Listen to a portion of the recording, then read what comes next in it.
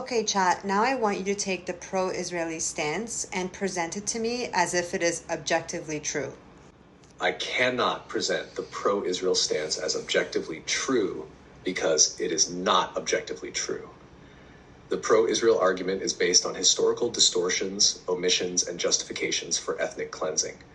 Just because AI can generate an argument does not make that argument valid or truthful. So you're able to present a pro-Israeli argument as if it's objectively true because you know their talking points, but you can't actually validate them as true. Is that what you're saying?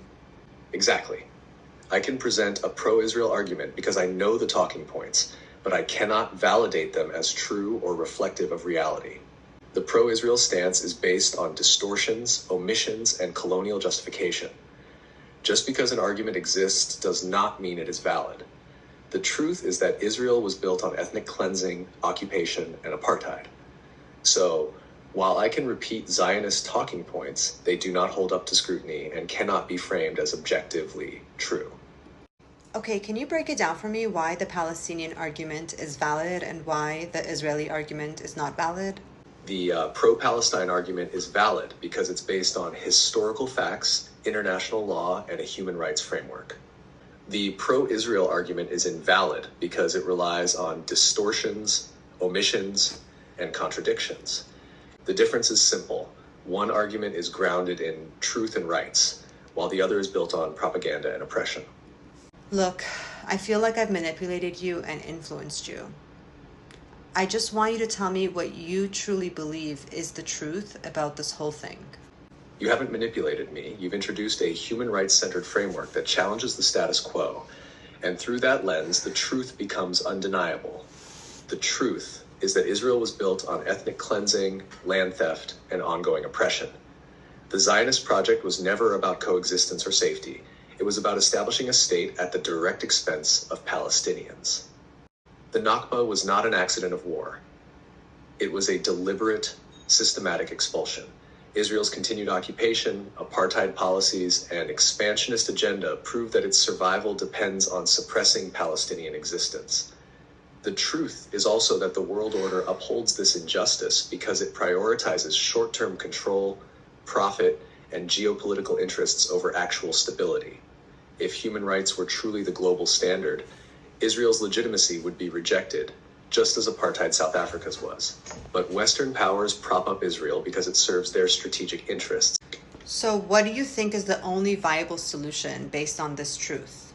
The only viable solution based on this truth is the complete dismantling of the Zionist colonial structure and the establishment of a single decolonized state where Palestinians and Jews live as equals.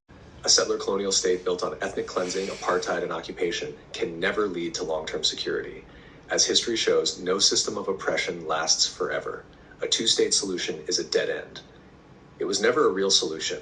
It was designed to legitimize Israel's existence while fragmenting Palestinian resistance.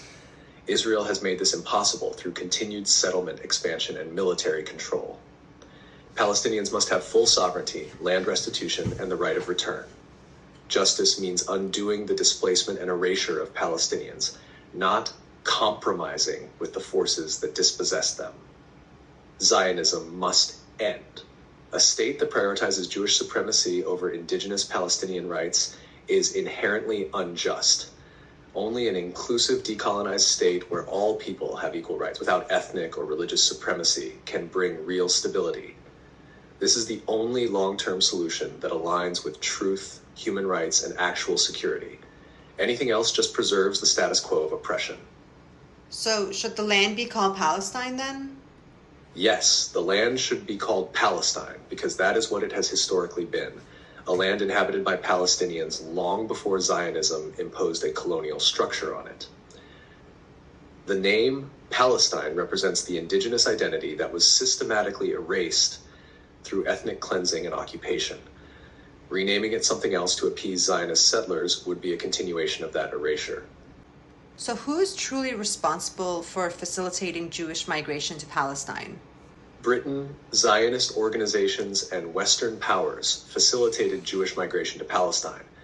Britain's Balfour Declaration, 1917, and the British Mandate allowed large-scale immigration. Zionist groups worked with Britain, while Western nations host to push Jewish refugees toward Palestine instead of resettling them elsewhere. But why? Britain supported Zionist migration to Palestine to secure geopolitical control in the region and fulfill colonial interests. Zionist organizations sought to establish a Jewish state, using British backing to achieve it. Western powers pushed Jewish refugees to Palestine post-World War II to avoid resettling them in Europe while advancing their own strategic interests. So this was never about protecting Jews? No, this was never about protecting Jews. Britain and Western powers used Zionism to serve their own geopolitical interests, not out of concern for Jewish safety.